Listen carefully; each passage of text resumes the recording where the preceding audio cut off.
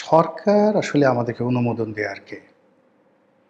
আমরা এদেশের নাগরিক, এদেশের সৃষ্টি, এদেশের কৃষ্টি, এদেশের কালচার, তার সঙ্গে আওয়ামী লীগের সম্পর্ক অস্থি মজ্জার বা রক্ত এবং মাংসের। বাঙালি নামটি যেখানে আছে, বাংলাদেশ নামক রাষ্ট্রটি যেখানে যেখানে আছে, তার প্রতিটি পরতে পরতে আওয়ামী লীগের নাম লেখা আছে, বঙ্গবন্ধুর নাম লেখা আছে, জয় বাংলার নাম লেখা আছে, মুক্তিযুদ্ধের নাম লেখা আছে, মুক্তি যোদ্ধাদের নাম লেখা আছে। কে অনুমোদন দিল আর কে দিল না। আসসালামু আলাইকুম রহমতুল্লাহি ওয়া বারাকাতুহু। সম্মানিত দর্শক, রাজনীতির একটা মৌলিক বিষয় নিয়ে আলোচনা করব এবং এই বিষয়ে রাজনীতির যে দার্শনিকতা রয়েছে সেই বিষয়টি আপনাদের কাছে বলবো। সরকারি যে সিদ্ধান্ত এবং রাষ্ট্রীয় যে সিদ্ধান্ত, সেই সিদ্ধান্তের প্রেক্ষিতে মির্জা ফখরুল ইসলাম আলমগীর সম্প্রতি আওয়ামী লীগ নিয়ে একটি বিবৃতি দিয়েছেন বা বক্তব্য দিয়েছেন। মোদ্দা কথা হলো, আওয়ামী লীগকে যেভাবে ডক্টর মোহাম্মদ ইউনূসের সরকার নিষিদ্ধ করে গেছেন ওটি বহাল থাকবে এবং তিনি যেটি বলার চেষ্টা করছেন যে আওয়ামী লীগকে ছাড়া এই বাংলাদেশে এখন যারা রাজনীতি করছেন তারা তো করেই চলেছেন, অসুবিধা কী? আগামীতে এরাই রাজনীতি করবেন এবং আওয়ামী লীগকে নিয়ে কোনো চিন্তাভাবনা আপাতত নেই। আওয়ামী লীগ যেভাবে নিষিদ্ধ আছে সেভাবেই থাকবে। এটা জনাব মির্জা ফখরুল ইসলাম আলমগীর সাহেবের ব্যক্তিগত সিদ্ধান্ত নয়, ফলে এটা নিয়ে তার সমালোচনা করার বা তাকে কটু কথা বলা বুদ্ধিমানের কাজ নয়। তিনি একটি দলের মহাসচিব, সরকারের গুরুত্বপূর্ণ ব্যক্তি এবং এখন রাষ্ট্রকে প্রতিনিধিত্ব করছেন। সেই দিক থেকে এখানে সেনাবাহিনী, পুলিশ বাহিনী, আমলাতন্ত্র, রাষ্ট্রের যে কৌশলগত বিষয়াদি রয়েছে সেগুলো সহ বিএনপি, জামাত, পার্লামেন্ট, এ সব কিছুর একটা সম্মিলিত যে সিদ্ধান্ত, ইনক্লুডিং মার্কিন ডিপ স্টেট, ভারত, চায়না সহ ডক্টর মোহাম্মদ ইউনূস সরকারের যে সকল কর্মকর্তা ছিলেন তাদের এটি একটা সম্মিলিত সিদ্ধান্ত যে আওয়ামী লীগ এই মুহূর্তে বাংলাদেশের রাজনীতিতে সকলের জন্য বিপত্তির কারণ, ফলে এটা নিয়ে সরকার আর এগোতে চাচ্ছে না। এখন এর ফলে আসলে কি হবে, এটা কি সঠিক কিনা বা বেঠিক কিনা, এটা নিয়ে আলোচনা করব। এই কথা শোনার পর আওয়ামী লীগের যারা লোকজন রয়েছেন তারা সবাই আলহামদুলিল্লাহ বলছেন। সবাই বলার চেষ্টা করছেন যে সরকার আসলে আমাদেরকে অনুমোদন দেয় আর কে? আমরা এদেশের নাগরিক, এদেশের সৃষ্টি, এদেশের কৃষ্টি, এদেশের কালচার, তার সঙ্গে আওয়ামী লীগের সম্পর্ক অস্থি মজ্জার বা রক্ত এবং মাংসের। বাঙালি নামটি যেখানে আছে, বাংলাদেশ নামক রাষ্ট্রটি যেখানে যেখানে আছে, তার প্রতিটি পরতে পরতে আওয়ামী লীগের নাম লেখা আছে, বঙ্গবন্ধুর নাম লেখা আছে, জয় বাংলার নাম লেখা আছে, মুক্তিযুদ্ধের নাম লেখা আছে, মুক্তি যোদ্ধাদের নাম লেখা আছে। কে অনুমোদন দিল আর কে দিল না, কে নিষিদ্ধ করলো আর কে করলো না, এটা নিয়ে আওয়ামী লীগ বা অন্যান্য যারা আছেন তাদের কখনো হীনমন্যতায় ভোগা উচিত নয়। আওয়ামী লীগের যারা ইন্টেলেকচুয়াল তারা এই কথা বলার চেষ্টা করছেন। 2 নম্বর হলো যায়, রাজনীতি কোনো লেভেল চুষ নয়, কোনো চুইংগাম নয়, এটি কোনো দান নয় কিংবা ভিক্ষা নয়। এটি এমন একটা শক্তি, এমন একটা সামর্থ্য যেটি আপনাকে অর্জন করতে হবে, যেটি আপনাকে থাকতে হবে। আপনার মস্তিষ্কের মধ্যে রাজনীতির যে নিউরনগুলো রয়েছে, রাজনৈতিক যে চিন্তাগুলো রয়েছে থাকতে হবে। আপনার হৃদয়ে রাজনীতির যে বিশালতা রয়েছে, রাজার যে ঔদার্য রয়েছে, এটা আপনার হৃদয়ে থাকতে হবে। রাজা হওয়ার জন্য, রাজনীতি করার জন্য যে দৈহিক শক্তি দরকার, পরিশ্রম করা দরকার, যে উদ্দীপনা দরকার, এটা আপনার থাকতে হবে। তারপর আপনার কৌশল জানতে হবে, অভিজ্ঞতা থাকতে হবে, দক্ষতা থাকতে হবে এবং চেষ্টা থাকতে হবে। আর এগুলো যখন থাকে তখন হিমালয়ের উপরেও রাজ্য প্রতিষ্ঠিত করা যায়, আর প্রশান্ত মহাসাগরের অতলান্তে সবচেয়ে বড় যে গিরিখাত মারিয়ানা ট্রেঞ্চ, সেই মারিয়ানা ট্রেঞ্চ এখানেও আপনার রাজনীতি করা যায়। মানুষ, আল্লাহ তাকে এত জ্ঞান দিয়েছেন, সে জ্ঞান দিয়ে সে বাঘ সিংহকে বশীভূত করে। তার কথা মতো নীল তিমি ছুটাছুটি করে, তার কথা মতো ডলফিনগুলো চলাফেরা করে, মানুষকে পিঠে চড়িয়ে ডলফিন সমুদ্রে বিচরণ করে, তার কথা মতো সমুদ্রের স্রোত পাল্টে যায়, মানুষের জ্ঞানে আকাশ মেঘাচ্ছন্ন হয়ে যায়, মরুভূমি বনভূমিতে পরিণত হয়ে যায়, বনভূমি মরুভূমিতে পরিণত হয়ে যায়, এই মানুষের জ্ঞান।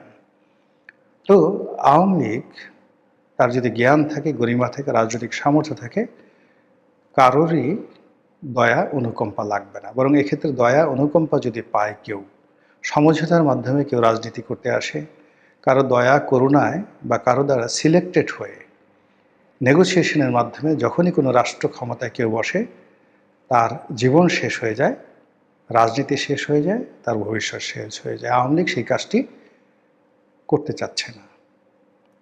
আওয়ামী লীগের অন্যায় হয়েছে, ভুল হয়েছে, গুনাহ হয়েছে, তারা বহুত পাপ করেছে। তারা চায় যে এই বর্তমান পরিস্থিতিতে তাদের মধ্যে অনুশোচনা জাগ্রত হোক। 2 নম্বর হলো তারা তাদের আপন শক্তিতে ঘুরে দাঁড়াতে চায় তারা। 3 নম্বর হলো তাদের শক্তি এবং সামর্থ্য নিয়ে তারা ফিরে আসতে চায়।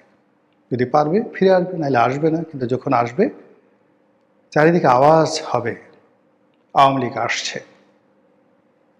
আওয়ামী লীগের যারা প্রতিপক্ষ তারা বুঝবে আওয়ামী লীগ আসছে, আকাশ বাতাস আওয়ামী লীগের গান গাইবে, প্রকৃতি হাসবে। এইভাবে জাগরণ তৈরি করে, যেভাবে বঙ্গবন্ধু এসেছিল 1972 সালের মার্চ মাসের 10 তারিখে, যেভাবে 69-এর গণ অভ্যুত্থান বঙ্গবন্ধুকে জেলখানা থেকে বের করে নিয়ে এসেছিল, যেভাবে শেখ হাসিনা বাংলাদেশের জন্য এতটা অপরিহার্য হয়ে পড়েছিল যে 1981 সালে তিনি যখন দিল্লি থেকে এলেন, সারা বাংলাদেশ এসেছিল, আকাশ অঝরে বৃষ্টি বর্ষণ করে এই বাংলাদেশের সমস্ত রাগ, ক্রোধ, ক্ষোভ ঠান্ডা করে দিয়েছিল। এবং এই ভূমির যত পাপ ছিল, পঙ্কিলতা ছিল, বিষাদ ছিল, সেগুলো সেদিন, সেই যে শেখ হাসিনা এসেছিলেন সেই তারিখ, তার স্বদেশ প্রত্যাবর্তন দিবস, অঝরে এত বৃষ্টি ঢাকা শহরে হয়নি 1981 সনের সেই দিবসটিতে। তারপর শেখ হাসিনার টিকে গেছেন। আবার শেখ হাসিনার চলে যাওয়ার সময় এসেছে, তিনি চলে গেছেন। আবার যদি তার ফিরে আসার সময় হয়, প্রকৃতি জানান দেবে। এটি নিয়ে আওয়ামী লীগের কোনো মাথা ব্যথা নেই। আমার মাথা ব্যথা হলো আমরা যারা বাংলাদেশে আছি, আওয়ামী লীগবিহীন অবস্থায় আছি। আমি জানি, আপনারাও জানেন, যে সমাজে প্রতিযোগিতা নেই এবং যে সমাজে শক্ত প্রতিদ্বন্দ্বী নেই, সে সমাজ কোনো কিছু উৎপাদন করতে পারে না। সে সমাজে মেধার বিকাশ হয় না, মননশীলতার বিকাশ হয় না, এবং সে সমাজ ধীরে ধীরে, যেটিকে বলে রুইন্ড, বড় বড় রাজ্য, বড় বড় সাম্রাজ্য প্রতিযোগিতা করতে করতে ক্ষমতার একেবারে শীর্ষস্থানে পৌঁছে গেছে। খ্যাতি, দ্যুতি, অর্থবিত্ত সীমাহীন। আর অমনি তারা প্রতিদ্বন্দ্বী হয়ে বিত্ত বিলাসে একেবারে বিভোর হয়ে যখনই সময় কাটানোর চেষ্টা করেছে, অমনি রাজনৈতিক অভিশাপ, প্রাকৃতিক অভিশাপ এসে সব কিছু 300 বছর, 400 বছর, 500 বছরের যে ডাইনেস্টি তছনছ করে ছেড়ে দিয়েছে। এমনও ঘটনা ঘটেছে, আপনি চিন্তা করুন, পৃথিবীতে উমাইয়া খিলাফত 95 ইয়ার্স, পৃথিবীর 1/3 তারা দখল করে নিয়েছিল উমাইয়ারা। এবং মোহাম্মদ বিন কাসিমের নেতৃত্বে ভারত পর্যন্ত এসেছিল, মুসা বিন নুসাইয়ের নেতৃত্বে উত্তর আফ্রিকা পর্যন্ত চলে গিয়েছিল। এই বংশ যখন মারওয়ান, যখন তাদের শেষ খলিফা ছিলেন মারওয়ান, তাদের শুরুর দিকে একজন মারওয়ান ছিলেন আর শেষের দিকে মারওয়ান। সে মারওয়ানের হাতে শেষ হলো, এবং এখানেই হলো আল্লাহ যেভাবে তৈরি করেন সেভাবে শেষ হয়। এমনভাবে শেষ হলো, পুরো রাজবংশ যারা উমাইয়া বংশের ছিলেন সবাইকে কুটি কুটি করে কাটা হলো, কেবলমাত্র একজনে পুরো বংশের।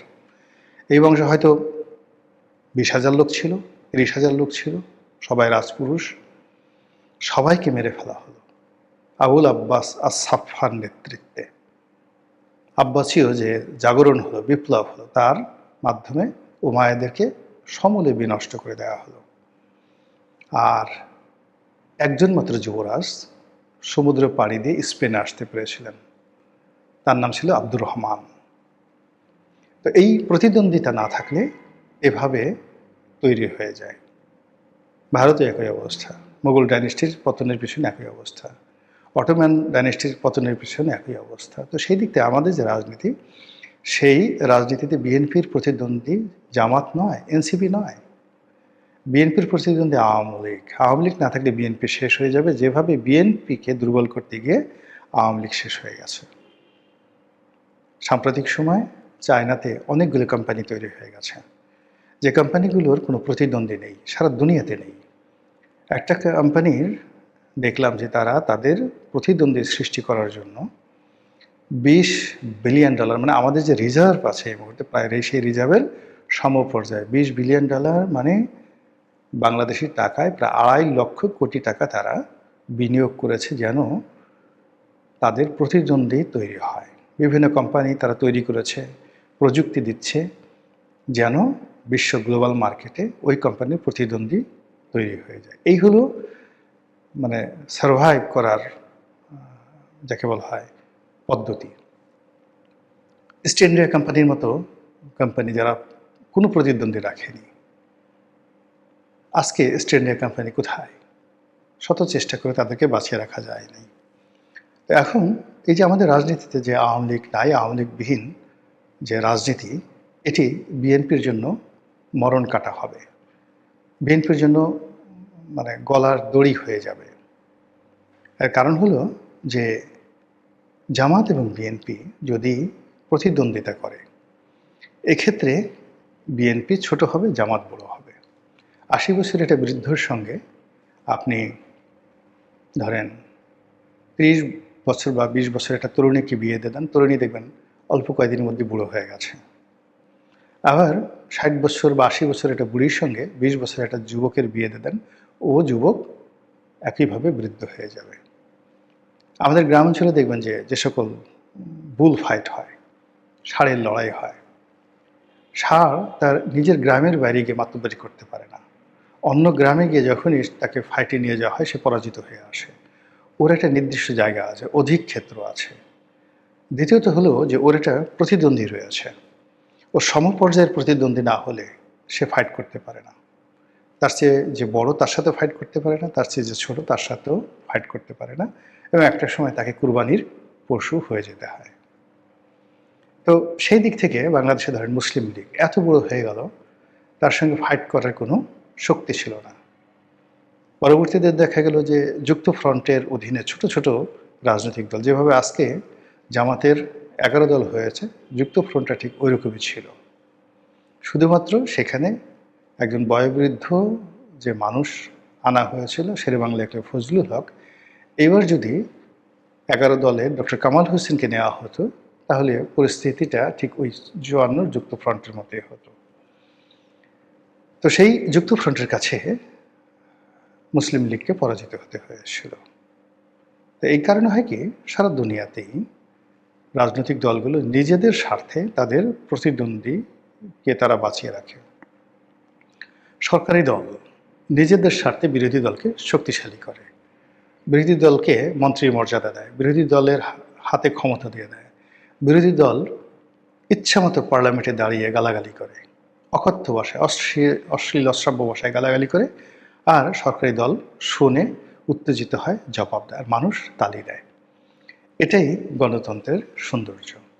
এখন বিএনপি এনসিপির কাছে গালি খাবে, বিএনপি জামাতের কাছে গালি খাবে, গালি খেতে খেতে খেতে খেতে জামাত এবং এনসিপি তারা আগামীতে সরকার গঠনের পর্যায়ে চলে যাবে, আর বিএনপি ধীরে ধীরে রুইন্ড হবে, এবং এটা খুব অল্প সময় লাগবে। যদি শক্ত প্রতিদ্বন্দ্বী না থাকে বিএনপির জন্য, আজকের এই ভিডিওর মাধ্যমে বললাম, আগামী 24 মাস নয়, আগামী 12 মাস টিকে থাকা সত্যিকার অর্থে তাদের জন্য একটা দায় হবে, লায়াবিলিটিস হয়ে যাবে।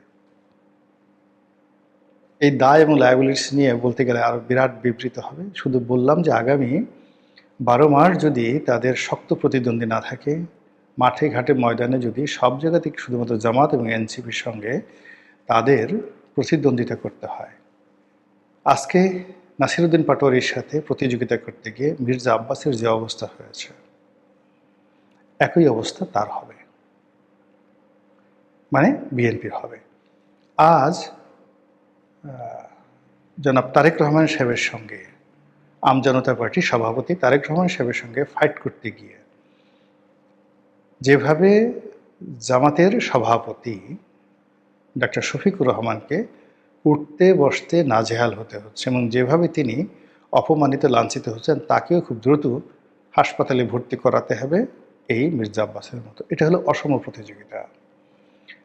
আবার ধরুন এখন জনাব তারেক রহমান নামে দুজন লোক আছেন, আমজনতা পার্টির সভাপতি তারেক রহমান আর বিএনপির সভাপতি তারেক রহমান। মানুষজন এখন জিজ্ঞাসা করে কোন তারেক? এটা বিএনপির জন্য কতটা কষ্টের, কতটা বেদনার আর কতটা সম্মানের, এটা তাদেরকে বুঝতে হবে। আজকে সালাউদ্দিন সাহেব, তাকে নিয়ে যেভাবে ট্রল হচ্ছে, এটা প্রতিদ্বন্দ্বী না থাকার কারণে। আর যদি প্রতিদ্বন্দ্বী থাকতো তাহলে বিএনপির মধ্যে সালাউদ্দিন সাহেবের মতো এরকম আরও 100 জন সালাউদ্দিন সাহেব তৈরি হয়ে যেতেন। প্রতিযোগিতা এমন একটা ব্যাপার, আপনি যখন আঘাতপ্রাপ্ত হবেন আপনার ভিতরকার সমস্ত যোগ্যতা এটা প্রকাশিত হয়ে যাবে, উদ্ভাসিত হয়ে যাবে। তো যেহেতু প্রতিযোগিতা নাই, ফলে যে যার জায়গাতে থেকে শুধু ততটুকু কাজ করবে যে কাজটি না করলে নয়, একান্ত নিজের জন্য সেই কাজগুলো করবে। এতে করে মেধার বিকাশ হবে না, এতে করে লড়াই করার, ফাইট করার যে শক্তি, হিম্মত, এটা কখনো তৈরি হবে না। মহান আল্লাহ আমাদের সবাইকে বুঝার তৌফিক এনায়েত করুন। আসসালামু আলাইকুম ওয়া রাহমাতুল্লাহি ওয়া বারাকাতুহু।